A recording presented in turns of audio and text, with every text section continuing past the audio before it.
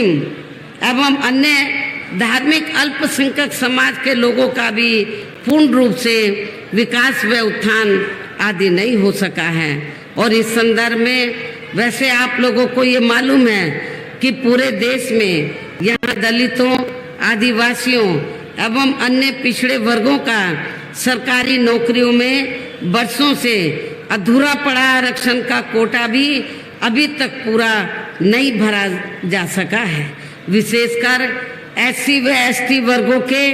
सरकारी कर्मचारियों का पदोन्नति में आरक्षण तो अब काफी हद तक प्रभावहीन ही बना दिया गया है। साथ ही केंद्र व राज्यों में भी वर्गों को प्राइवेट सेक्टर में आरक्षण दिए जाने की व्यवस्था किए बिना ही इनकी सरकारों के ज्यादातर सरकारी कार्य अब प्राइवेट सेक्टर के जरिए ही इनके बड़े बड़े पूंजीपतियों व धन्ना सेठों को ही दिए जाने के कारण अब इनको पूरे देश में आरक्षण का बहुत कम ही लाभ मिल पा रहा है। इसी प्रकार इनका अन्य और मामलों में भी शोषण व उत्पीड़न आदि होना अभी तक भी बंद नहीं हुआ है। इनके साथ साथ मुस्लिम व अन्य धार्मिक अल्पसंख्यक समाज के लोगों की भी हालत हर स्तर पर यहाँ काफी ज्यादा खराब व दयनीय ही बनी हुई है, जिसका काफी कुछ खुलासा सच्चर कमेटी की रिपोर्ट में भी किया गया है। इतना ही नहीं बल्कि पिछले कुछ वर्षों से केंद्र व अधिकांश राज्यों में भी बीजेपी व आरएसएस की सरकारों के चलते हुए अब इनका विकास व उत्थान आदि होना भी काफी हद तक बंदशाई हो गया है। आए दिन इन पर खासकर धर्म की आड़ में हो रही जुल्म जाति भी यहाँ काफी ज्यादा चरम सीमा पर पहुंच चुकी है। इसके साथ साथ अपर कास्ट समाज में से विशेषकर गरीब लोगों की भी हालत हमें कोई खास अच्छी नजर नहीं आती है। इनकी गलत कृषि नीतियों के कारण किसान वर्ग भी आए दिन आंदोलित ही रहता है। साथ ही इनकी गलत आर्थिक नीतियों की वजह से देश की अर्थव्यवस्था पर भी इसका काफी बुरा प्रभाव पड़ रहा है, जिससे यह विशेषकर छोटे एवं मध्यम वर्गीय व्यापारी वर्ग भी काफी ज्यादा दुखी व परेशान हैं। और अब केंद्र में पूर्व की रही सरकारों की तरह ही वर्तमान बीजेपी की सरकार में भी यहाँ पूरे देश में गरीबी, बेरोजगारी एवं महंगाई आदि भी लगातार काफी ज्यादा बढ़ रही है। देश में हर स्तर पर फैला भ्रष्टाचार भी अभी तक कम नहीं हुआ है। साथ ही अपने देश की सीमाएं भी अभी तक पूरे तौर से सुरक्षित नहीं है। ये भी बड़ी चिंता की बात है। ऐसे में अब आप लोगों को देश में हो रहे लोकसभा चुनाव में कांग्रेस, बीजेपी व इनकी सहयोगी पार्टियों को भी केंद्र की सत्ता में आने से जरूर रोकना है। जिनकी गलत नीतियों व गलत कार्य प्रणाली आदि को आप लोग काफी हद तक आजमा भी चुके हैं। और अब ये विरोधी पार्टियां किस्म किस्म के साम दाम दंड भेद आदि अनेकों हथकंडे इस्तेमाल करके केंद्र की सत्ता में आने की पूरी कोशिश में लगे हुए हैं, जिनसे अपनी पार्टी के लोगों को हर स्तर पर काफी ज्यादा सावधान रहना है। और इस मामले में विरोधी पार्टियां अपने अपने पक्ष में हवा बनाने के लिए खासकर मीडिया, ओपिनियन पोल व सर्वे आदि का जो बड़े पैमाने पर इस्तेमाल कर रही हैं, तो उनसे भी अपनी पार्टी के लोगों को बिल्कुल भी गुमराह नहीं होना है। इसके साथ ही विरोधी पार्टियों के विभिन्न रूपों में जारी किए गए इनके हवाई व प्रलोभन भरे चुनावी घोषणा पत्रों एवं वायदों आदि के बहकावे में भी अपनी पार्टी के लोगों को कतई नहीं आना है, जिन्हें ये पार्टियां चुनाव खत्म होने के बाद ज्यादातर अमल में नहीं लाती हैं। इन पार्टियों के स्थान पर केंद्र में हमें अपनी पार्टी की सरकार बनाने का मौका मिलता है, तो तब फिर हमारी पार्टी की बनी सरकार केंद्र में यहाँ अब तक रही सभी विरोधी पार्टियों की सरकारों की तरह केवल हवाई व कागजी कार्य आदि नहीं करेगी, बल्कि उत्तर प्रदेश की तरह ही जमीनी हकीकत में ठोस कार्य करके दिखाएगी। और इस संदर्भ में खासकर मैं ये कहना चाहूंगी, केंद्र द्वारा देश में पिछले कुछ समय से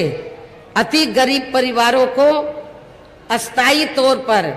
फ्री में जो थोड़ी सी खाद्य सामग्री दी जा रही है, तो उससे इनका स्थायी तौर पर भला होने वाला नहीं है। और वैसे भी इनकी ये जटिल समस्या देश में हर हाथ को काम देने से ही केवल दूर हो सकती है, जिसकी तरफ हमारी पार्टी की बनी सरकार विशेष ध्यान देगी। साथ ही देश में पिछले काफी वर्षों से आए दिन बढ़ रही गरीबी, बेरोजगारी व महंगाई आदि से भी जनता बहुत ज्यादा परेशान है, जिसे भी आर्थिक नीतियों में तब्दीली करके जरूर दूर किया जाएगा। धर्म की भी आड़ में पिछले कुछ वर्षों से खासकर मुस्लिम समाज के लोगों का द्वेष की भावना से जो इनका काफी ज्यादा शोषण व उत्पीड़न आदि किया जा रहा है, तो उसे भी जरूर रोका जाएगा। और ये सब हमने अपनी यूपी की रही सरकार में करके भी दिखाया है। इसके अलावा हमने यूपी में सर्व समाज में से गरीब एवं बेरोजगार लोगों को बेरोजगारी भत्ता आदि न देकर उन्हें बड़ी तादाद में रोटी रोजी के साधन भी उपलब्ध कराए हैं। जो अब ये कार्य भी अधिकांश ठंडे ही पड़े हैं, जिनको फिर सरकार बनने पर प्राथमिकता दी जाएगी। आपके पश्चिमी यूपी के लोग अच्छी प्रकार से जानते हैं, जब पुलिस भर्ती हुई थी मेरी गवर्नमेंट में और भी अन्य विभागों में भर्ती हुई थी, तो हमारे जाट समाज के लोग सोचते थे कि शायद हमारी उपेक्षा की जाएगी। लेकिन जब भर्ती हुई तो हमारी सरकार ने पूरी ईमानदारी निष्ठा से निष्पक्ष तरीके से बिना कोई पैसा लिए हुए तो हमने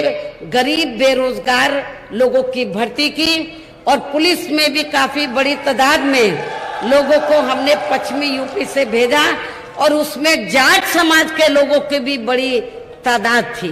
भर्ती में जाट समाज के जो नौजवान बच्चे हैं उनको भी हमने अपॉइंट किया बिना किसी पैसे के। पश्चिमी यूपी में अपने जो जाट समाज के लोग हैं वो ये कहते हैं कि बीएसपी की पहली एक ऐसी सरकार है जिसने कोई बिना पैसे के हमारे बच्चों को पुलिस में और अन्य विभागों में भर्ती किया। तो केंद्र में हमारी सरकार बनने पर इसी पैटर्न पर तो गरीब बेरोजगार लोगों को रोटी रोजी के साधन दिए जाएंगे। कहने का तात्पर्य यह है कि देश में इस समय हो रहे लोकसभा आम चुनाव में विरोधी पार्टियों के जारी किए गए उनके हवाई व प्रलोभन भरे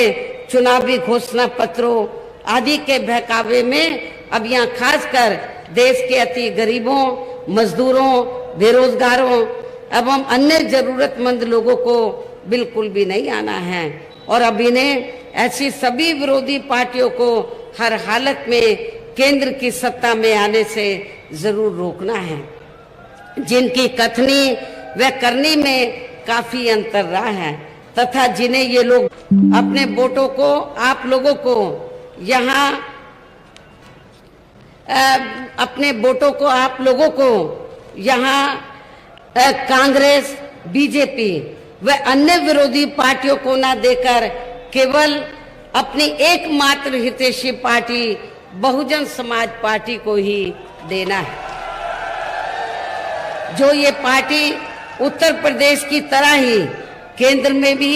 अपनी पार्टी की सरकार बनने पर फिर पूरे देश में यहाँ अपनी पार्टी की सर्वजन हिताय व सर्वजन सुखाय की नीतियों पर आधारित ही सरकार चलाएगी। इसके साथ साथ केंद्र से जुड़ी आपके क्षेत्र की जो भी यहाँ स्थानीय समस्याएं होंगी तो उन्हें भी फिर दूर करने का जरूर हर संभव पूरा प्रयास किया जाएगा। और इस मामले में आप लोगों की लंबे अरसे से ये डिमांड रही है पश्चिमी यूपी के लोगों की कि इस मामले में आपके खासकर पश्चिमी यूपी क्षेत्र को अलग से स्टेट बनाने के लिए भी ठोस कदम उठाए जाएंगे। आप लोग चाहते हैं कि पश्चिमी यूपी अलग से स्टेट बने, तो इसके लिए भी जब सेंटर में हमारी सरकार बनेगी तो इसके लिए भी जरूर ठोस कदम उठाए जाएंगे, ताकि यहाँ के लोगों का पूर्ण रूप से विकास व उत्थान आदि हो सके। साथ ही यहाँ गरीबों, मजदूरों, बेरोजगारों, कर्मचारियों, किसानों, छोटे व्यापारियों एवं अन्य मेहनतकश लोगों के हितों का भी विशेष ध्यान रखा जाएगा। तो विशेष ध्यान रखा जाएगा। सर्व समाज में से खासकर दलितों, आदिवासियों, पिछड़े वर्गों, मुस्लिम व अन्य धार्मिक अल्पसंख्यक समाज के लोगों के विकास व उत्थान के साथ साथ हर स्तर पर इनकी सुरक्षा आदि के लिए भी प्रभावी कदम उठाए जाएंगे। और तभी फिर यहाँ वास्तव में अपने देश के महान संतों, गुरुओं व महापुरुषों में भी विशेषकर महात्मा ज्योतिराव फूले, श्री छत्रपति शाहू जी महाराज, श्री नारायण गुरु, बाबा साहब डॉक्टर भीमराव अंबेडकर, स्वर्गीय चौधरी चरण सिंह जी एवं मान्यवर श्री कांशीराम जी आदि का अधूरा सपना जरूर साकार हो सकता है, जिनको यूपी में हमारी पार्टी की रही सरकार द्वारा हर स्तर पर पूरा आदर सम्मान दिया गया है। इन्हीं खास बातों के साथ ही अब मेरा पार्टी में मूवमेंट के हित में यही कहना है कि हमारी पार्टी ने आपके मुजफ्फरनगर लोकसभा की सीट से श्री धारा सिंह प्रजापति को और बिजनौर लोकसभा की सीट से चौधरी विजेंद्र सिंह को हमने चुनाव के मैदान में उतारा है। जो यहाँ आपके सामने मंच पर मौजूद हैं, तो उन्हें आपको जरूर कामयाब बनाना है, जिसके लिए यहाँ पार्टी के सभी स्तर के छोटे बड़े पदाधिकारी प्रभारी व जोन के इंचार्ज आदि पूरे जी जान से लगे हैं। और अब आप लोगों को वोट पड़ने वाले दिन यहाँ बीएसपी के अपने सभी लोकसभा उम्मीदवारों को मैं पुनः अपील करती हूँ कि वोट पड़ने वाले दिन आप लोगों को अपनी पार्टी के सभी उम्मीदवारों को अपनी पार्टी का जो चुनाव चिन्ह हाथी है, हाथी चुनाव चिन्ह के सामने वाले बटन को दबाकर इनको भारी वोटों के अंतर से, रिकॉर्ड तोड़ वोटों के अंतर से जिताने की पुरजोर अपील करते हुए अपनी बात यही समाप्त करती हूँ। जय भीम, जय भारत।